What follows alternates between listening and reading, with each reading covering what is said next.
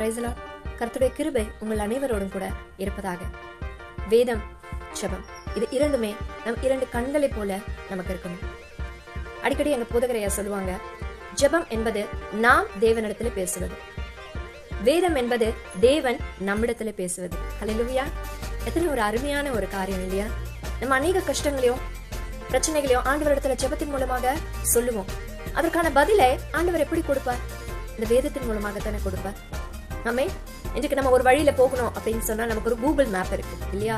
அந்த மேப்பை போட்டு எங்க இடம் தெரியாத இடத்துல கூட நம்ம போய் சேர்ந்துடலாம். ஆனா அந்த கூகுள் மேப் கூட சில நேரங்கள்ல தவறான பாதைகளை காட்டும். ஆனால் வேதமோ நாம் பரலோகத்துக்கு போகக்கூடிய வழியையும் இந்த பூமியிலே நாம் எப்படி வாழ வேண்டும் என்கிற வழியையும் நமக்கு கற்றுக் கொடுக்கிறது தான் இந்த வேதம் என்பது. ஆகவே அதிகமாய் வேதத்தை வாசிப்போம், அவருடைய பாதத்திலே அமர்ந்திருப்போம், அதிகமாக ஜெபத்திலே தரித்திருப்போம், ஜெயத்தை பெற்றுக்கொள்வோம். ஆமென். God bless you.